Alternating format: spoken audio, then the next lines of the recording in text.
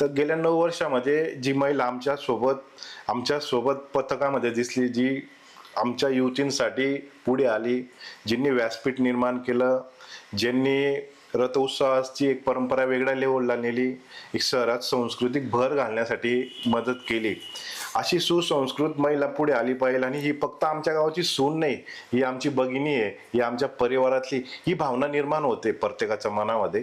तर हा 9 वर्षाचा जो प्रवास ताईंनी केला त्याबद्दल काय सांगणार आपण?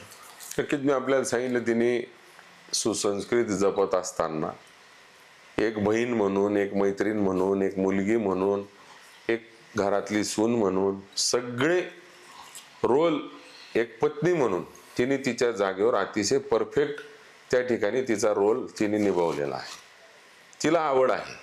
ती दरवर्षी मी आपल्याला सांगेल, माझ्या कार्यकर्त्यांना, आमच्या सर्व परिवाराशी संबंधित लोकांना 2,000 ते 2,500 लोकांना दरवर्षी एक तर घरी राखी पाठवते, एक तर सगळ्यांना इथं बोलून राखी बांधते, आणि त्यात सर्व समाजाचे लोक असतात.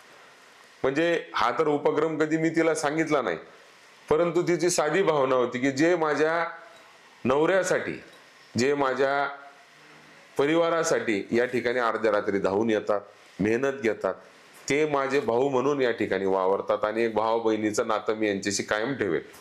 आमच्यातनं अनेक लोक राजकारणात इकडे तिकडे होत असतात, पण तिने तिचं नातं कधी त्यांच्याशी तुटू दिलं नाही. ती राजकारण म्हणून कधी राजकारणाकडे बघतच नाही.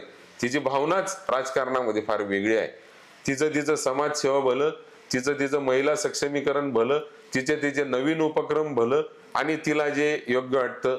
आज माझ्याशी विखुरलेले सुद्धा लोक घरी येऊन तिच्याकडनं राखी बांधून जातात, माझ्याशी बोलत नाही, पण ते नातं सुद्धा तिने कायम टिकून ठेवलंय. आणि म्हणूनच आज शहरात हे तिचं वैयक्तिक अंजली म्हणून नाव कमवायला तिने तिचे जे प्रयत्न केले, जी प्रामाणिक भावना ठेवली, आज मी देखील बाहेर निघालो असताना, तिला उभं केलेलं असताना मला पण ते जाणवतंय की एक अंजलीने स्वतःचं नाव पण शहरात कमवलेलं आहे.